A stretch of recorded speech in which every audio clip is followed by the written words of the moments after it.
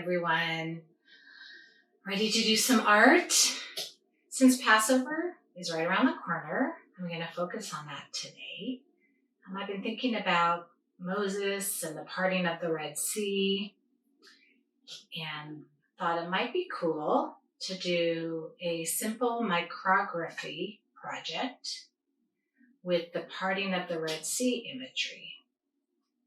But then I was also thinking about Miriam and how she is part of this story and how she leads the women and she dances with her timbrels, her tambourine. And I thought it could be really cool to do a micrography project with that image too. So what I've decided is to show you two different micrography projects based on either you choosing to do the parting of the Red Sea or Miriam's tambourine. And I don't know if you remember this, but we've talked about this before, and I have a feeling you've learned this in your other classes. But when you do micrography, it's basically a lettering approach where the words create the lines, the words can create pattern, the words can create color. So what I'm going to do is let me show you what I mean. Right up here, hopefully you can see that. I'm going to bring it a little closer so you can see that. I'm looking at my camera as well as I show you, make sure you get the visual. Here I did a sketch of the parting of the sea. I did it in pencil. And then here on the other side, you'll see that I started to do my design work using words. So let me tell you what you're going to need to get started, and then we'll go back to this and to the tambourine. Okay. First thing you're going to need is a piece of paper. I'm using watercolor paper. It's 9 by 12. If you don't have watercolor paper and you have drawing paper, perfect. If you don't have either of those and you have a piece of construction paper, perfect. If you don't have those and you just have a piece of copy paper from the Xerox machine, that's fine too. I like a little heavier paper, so if you have one, definitely use it. And if you don't, that's okay. All right, so get out your piece of paper. Get out your pencil. You have two choices. You can either draw the parting of the sea. Here, I've drawn just some waves. The water's opening on the left, and then here on the right, I also drew some waves. What you're seeing here with the marker, that came after I drew. So remember, you're going to draw everything in pencil first. Okay. What if you want to do a tambourine instead of the parting of the sea? Let me show you. This is a sample of mine. Let me get up close again so you can see it a little better. Bear with me. This is a sample of my tambourine. I'm going to show you also how to do these on my whiteboard. For my tambourine, I drew a circle on top. And then I drew some lines down below, like this, straight down from the bottom of the circle. And then I did kind of another arch that kind of matched this line up there. Now, I also did this because tambourines have usually cool strings that hang from them. I don't know. At least Miriam's did, I think. So I kind of did a little bit of fun with that because that kind of filled my composition. And then there are timbrels, which are those metal things on a tambourine that chime when you play them. So that is my tambourine. I'm going to show you from this how to start doing your lettering, and then I'll walk back a little and show you that if you wanted to do the parting of the sea, how you would do that. So imagine this is your white paper, and you've drawn it in pencil. Okay, now you're ready for your next step. I am going to use sharpies. I have these 4 colors, which I like because they remind me of water. And I'm going to use that for my parting of the sea. And also now, because I'm working on the tambourine, I'm going to use it for my tambourine. If you are working on one or the other and you decide your tambourine should be pink and purple and red and orange, you can do that. But I'm just going to stick with these colors right now because this is how I'm going to work. But I'm going to show you everything on the whiteboard just in one color. Again, this is art. You can be creative, but I'm just going to show you techniques and then the color choices are yours. Okay. Remember, I'm using Sharpies. Remember that point because later I'm going to talk to you about using a different kind of pen or marker if you don't have Sharpies.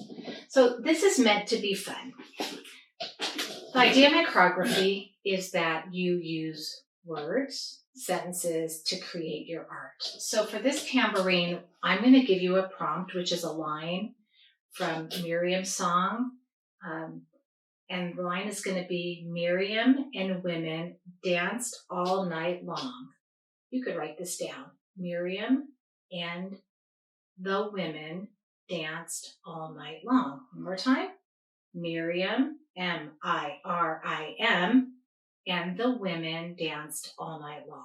Now, I'm going to go into this, and I'm going to begin my art. I'm going to turn this a little so that I can work. With my lettering, I'm going to start writing Miriam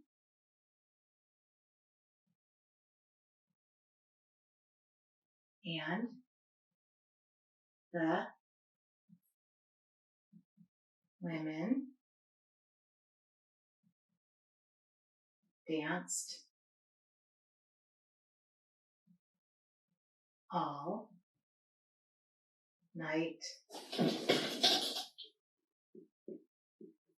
long. Repeat, Miriam and I'm writing upside down. Then I could go here. You can turn your paper. Sometimes that really helps. And the women danced all night long. Amazing. I don't know if I did that upside down very well. There you go. I'm going to continue. Miriam and the women danced the whole night long. Miriam and the women danced the whole night long. I'm going to put the words on the lines. That's going to create my outline. Now, I can start playing around with colors or whatever I want, but I decided that I want to fill in the top of this tambourine with my words. So I'm going to continue. Miriam and the women danced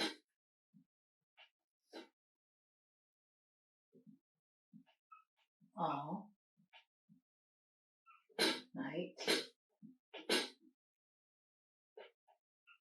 long. Getting the idea?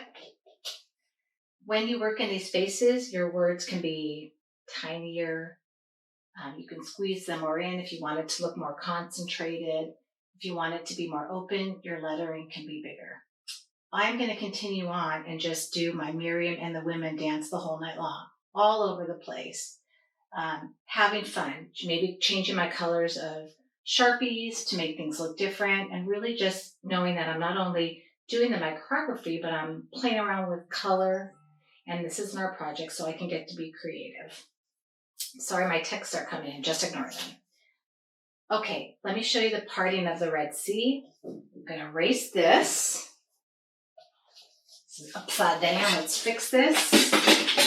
And we'll go on to our next thing. Okay, I'm erasing this up. Wait, that was backwards. Okay.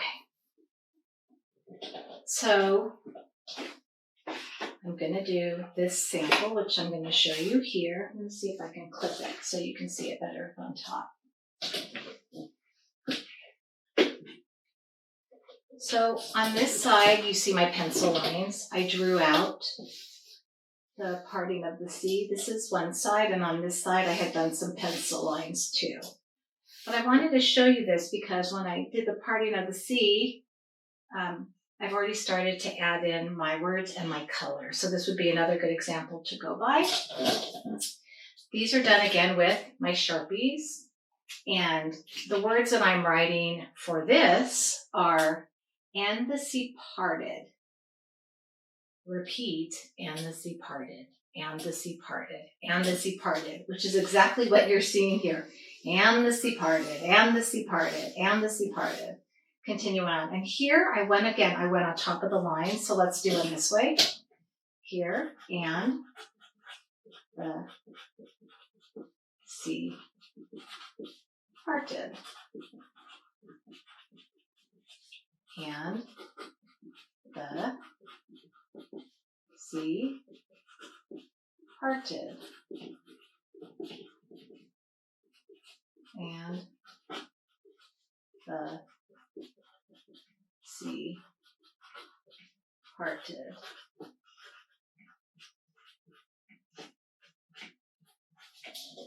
So as you can see on this, I started to play around with 4 different color Sharpies. I was kind of blending colors and just having fun with the art.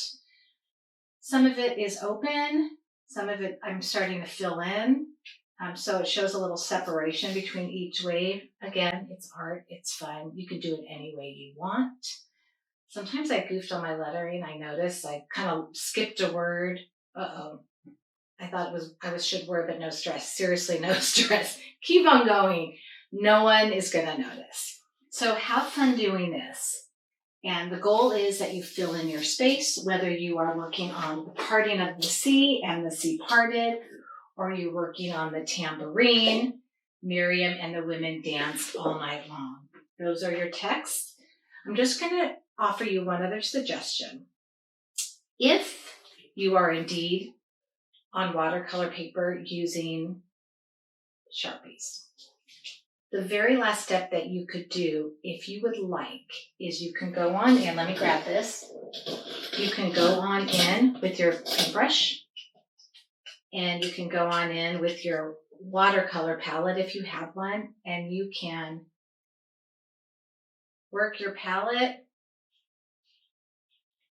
get some good color on it, and then you can actually paint up your art if you want to. Not required. It's a last step option if you're working with Sharpies. Now, let me just tell you one other thing before I sign off and let you guys have fun. Sorry, I'm going to disappear for a sec. Okay, if you don't have Sharpies, don't stress. Not a big deal.